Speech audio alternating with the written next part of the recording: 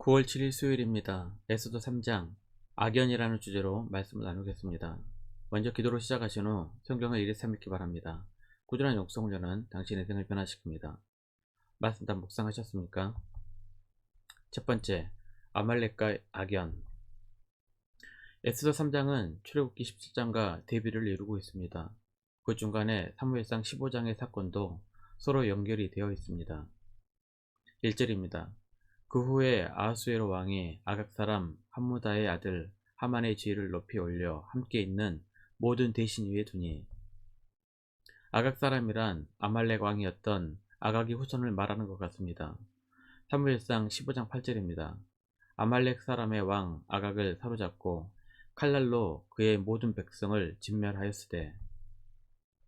하만이 아말렉 사람이고 사울왕 때 전종으로 대부분의 아말렉 사람들이 진멸되었다는 역사를 알고 있었다면 유다 민족과는 악연일 것입니다. 사무엘은 사울왕에게 아말렉을 진멸하라고 하나님의 명령을 전달합니다. 사무엘상 15장 18절입니다. 또 여호와께서 왕을 길로 보내시며 이르시기를 가서 죄인 아말렉 사람을 진멸하되 다 없어지기까지 치라 하셨거늘. 아말렉은 도대체 이스라엘과 어떤 악연이 있었을까요? 이스라엘과 아말렉의 악연은 출애굽 당시로 되돌아갑니다. 출애굽기 17장 8절입니다. 그때 아말렉이 와서 이스라엘과 르비딤에서 싸우니라.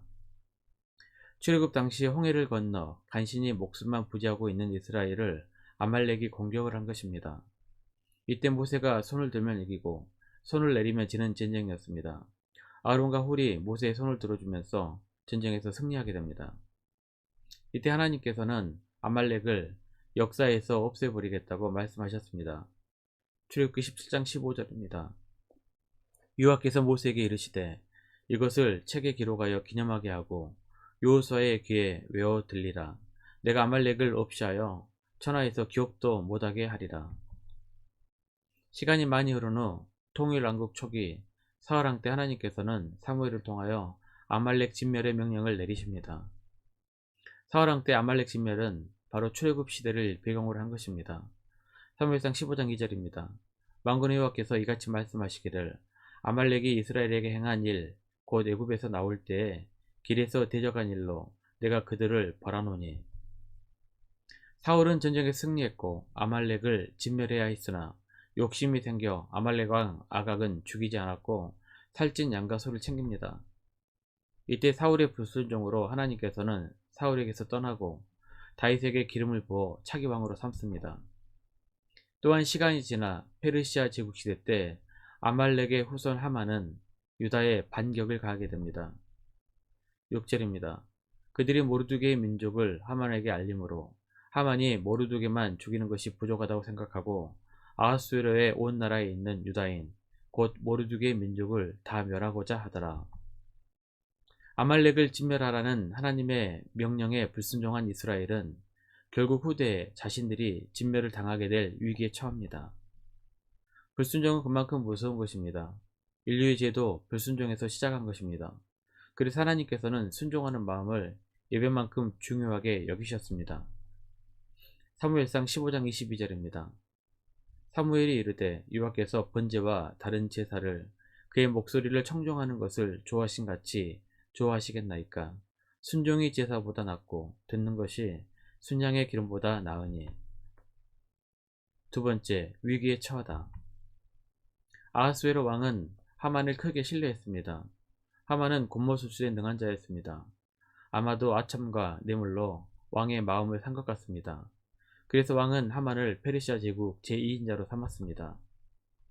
2절입니다. 대궐문에 있는 왕의 모든 신하들이 다 왕의 명령대로 하만에게 꿇어 절하되 모르드게는 꿀칠도 아니하고 절하지도 아니하니. 정통 페르시아인이 아니면 고위 관료에 오르기가 어렵습니다. 다니엘이나 느헤미야처럼 뛰어난 실력이 있거나 아니면 하만처럼 겉모술수에 능해야 할 것입니다. 모르드게는 페르시아 왕비를 낸 사람이었지만 앞에서 살펴본 것처럼 높은 간직에 오르지는 못했습니다. 모르드게가 왜 하만에게 꿇지 않았는지는 의아합니다. 보통은 고위 간직에 있는 사람에게 무릎을 꿇고 절하는 것은 일반적인 관행입니다. 하만이 아말렉 사람이기 때문에 민족적인 이유로 그런 것인지 아니면 유다 종교적 이유로 그런 것인지 정확하지는 않지만 모르드게는 하만이 지날 때마다 존경의 표를 하지 않았습니다. 4절입니다.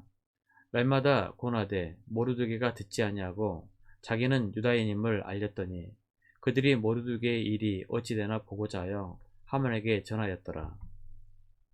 주변 동료들이 고나여도 듣지 않았고 결국 하만에게 그 사실이 보고되었습니다. 하만은 모르드게에 분노하게 됩니다. 6절입니다.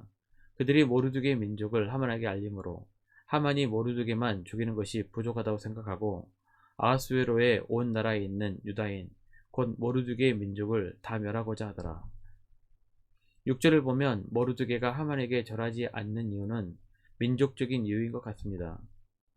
또한 하만이 모르드게 한 개인을 벌하는 것으로 끝내지 않고 유다 민족 전체를 진멸하려고 하는 것을 보면 하만도 민족적인 원한을 가지고 있었던 것 같습니다. 7절입니다. 아하수에로 왕 제12년 첫째 달 곧 니산월에 무리가 하만 앞에서 날과 달에 대하여 부르 곧 제비를 뽑아 12째 달 곧 아다로를 얻은지라. 부르는 제비의 뜻을 가진 페르시아입니다. 하만이 유다인을 진멸할 길이를 얻기 위해 제비를 뽑았습니다. 후일 상황이 바뀌게 되고 여기서 이스라엘 절기인 불임절이 유래합니다. 원래는 유다인 학살의 날이었습니다. 하만은 유다인 진멸의 날을 정해놓고 아하수에로 왕이 확실하게 조치를 취하도록 계획을 합니다. 9절입니다. 왕이 옳게 여기시거든 조서를 내려 그들을 진멸하소서. 내가 은 1만 달란트를 왕의 일을 맡은 자의 손에 맡겨 왕의 궁고에 드리리다 하니 유다인을 학살하고 약탈한 재산 중 일부를 왕에게 주겠다는 속셈입니다. 왕도 그에게 돈이 들어오니 하만의 계획을 승인하고 왕의 반지를 주어 정권을 위임합니다. 하만은 신속히 조서를 써서 반포합니다.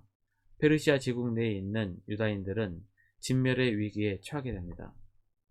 15절입니다. 역절이 왕의 명령을 받들어 급히 나가매 그 조서가 도성 수산에도 반포되니 왕은 하만과 함께 앉아 마시되 수산성은 어지럽더라. 말씀 요약합니다. 사단은 하나님의 백성을 무너뜨리기 위해 정치와 언론을 이용합니다.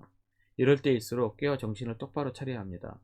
우리가 말씀대로 거룩한 삶을 살아간다면 하나님께서 자신의 백성들을 보호하실 것입니다. 1년 성경 일독 주간 계획입니다. 오늘은 수요일 에스겔 18장에서 20장까지 말씀 천천히 묵상하십시오. 9월 중보기도 제목입니다. 5가지 기도 제목 충분히 기도하시고 교회와 개인 기도 시간을 가지시길 바랍니다. 가정에서 기도하시기 힘드신 분들은 교회에 나오셔서 주중 기도의 시간을 이용하시면 됩니다. 주중 기도회는 새벽 6시부터 밤 10시까지 있습니다. 편하신 시간에 정기적으로 나와서 충분히 기도하시기를 바랍니다. 하루 30분씩 최선을 다하시길 바랍니다. 그러면 여러분의 삶이 변화될 것입니다. 영상을 다 보신 분들은 확인 문자를 보내시거나 유튜브에 댓글로 달아주시면 정기적인 영성 훈련에 도움이 될 것입니다. 오늘 하루도 승리하시기를 기도합니다.